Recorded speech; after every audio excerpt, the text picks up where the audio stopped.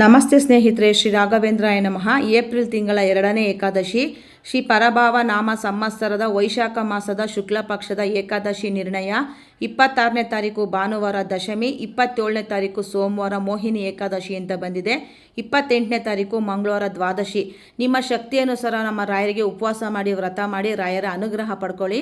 ಏಕಾದಶಿ ದಿವಸ ಬೆಳಗ್ಗೆ ಸೋಮವಾರ ಎದ್ದು ರಾಯರು ಫೋಟೋ ಎಲ್ಲ ಒರೆಸಿ ಗಂಧ ಇಟ್ಟು ನಮ್ಮ ರಾಯರಿಗೆ ಯಾವುದೇ ಕಾರಣಕ್ಕೂ ಹೆಣ್ಮಕ್ಳು ತುಳಸಿ ಹಾಕಿ ಪೂಜೆ ಮಾಡಬಾರ್ದು. ಹಾಗಾಗಿ ನಿಮ್ಮ ಮನೇಲಿ ಯಜಮಾನರು, ನಿಮ್ಮ ಮನೇಲಿ ಗಂಡ್ಮಕ್ಳು, ನಿಮ್ಮ ಮಕ್ಕಳು, ನಿಮ್ಮ ಅಣ್ಣ ತಮ್ಮ ಯಾರ ಕೈಲಾದರೂ ಹಾಕಿಸ್ಕೊಂಡು ಪೂಜೆ ಮಾಡಿ. ಯಾರೂ ಇಲ್ಲ ಮನೇಲಿ ಗಂಡ್ಮಕ್ಳು ಅನ್ನೋರು ತಲೆ ಕೆಡಿಸ್ಕೊಳ್ಳೋಂಥ ಅವಶ್ಯಕತೆ ಇಲ್ಲ.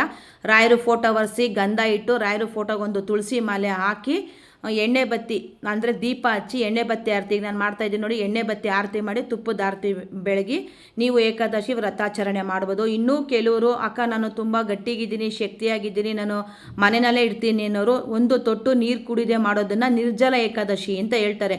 ಇನ್ನೂ ಕೆಲವರು ಅಕ್ಕ ಆಫೀಸ್ಗೆ ಹೋಗ್ತೀನಿ, ಇವಾಗ ತುಂಬಾ ಬಿಸಿಲು, ತುಂಬಾ ಸುಸ್ತಾಗುತ್ತೆ ಅನ್ನೋರು ಹಾಲು ಹಣ್ಣು ತಿನ್ಕೊಂಡು ಏಕಾದಶಿ ವ್ರತಾಚರಣೆ ಮಾಡ್ಬೋದು. ಇನ್ನೂ ಕೆಲವರು ನಮಗೆ BP ಶುಗರು ಥೈರಾಯ್ಡ್ ಇದೆ, ಆರೋಗ್ಯ ಸಮಸ್ಯೆ ಇದೆ ಅನ್ನೋರು ತಲೆ ಕೆಡಿಸ್ಕೊಳ್ಳೋಂಥ ಅವಶ್ಯಕತೆ ಇಲ್ಲ. ನೀವು ಕೂಡ ಈರುಳ್ಳಿ ಬೆಳ್ಳುಳ್ಳಿ ಅನ್ನ ತಿನ್ನದೆ ನಮ್ಮ ರಾಯರಿಗೆ ನೀವು ಒಂದು ಸೇವೆ ಅಂತ ನೀವು ಮಾಡ್ಬೋದು. ಏಕಾದಶಿ ದಿವಸ ಬೆಳಗ್ಗೆ ಬೇಗ ಎದ್ದು ನಿಮ್ಮ ನಿತ್ಯ ಕರ್ಮಗಳನ್ನೆಲ್ಲ ಮುಗಿಸಿ ರಾಯರು ಫೋಟೋ ಒರೆಸಿ ಗಂಧ ಇಟ್ಕೊಂಡು ತುಳಸಿ ಗಂಡ್ಮಕ್ಳು ಇದ್ದರೆ ಹಾಕ್ಸಿ, ಇಲ್ಲಾಂದರೆ ಏನು ಬೇಡ. ಆಮೇಲೆ ಮಂಗಳವಾರ ಪರಣೆ ಸಮಯ ಸೂರ್ಯೋದಯದ ನಂತರ 6:12 ನಂತರ. ಪರಣೆ ಅಂದರೆ ಕೆಲವ್ರು ಗೊತ್ತಾಗಲ್ಲ, ಉಪವಾಸ ಬಿಡ್ತಕ್ಕಂತಹ ಸಮಯನ ಪರಣೆ ಅಂತಾರೆ.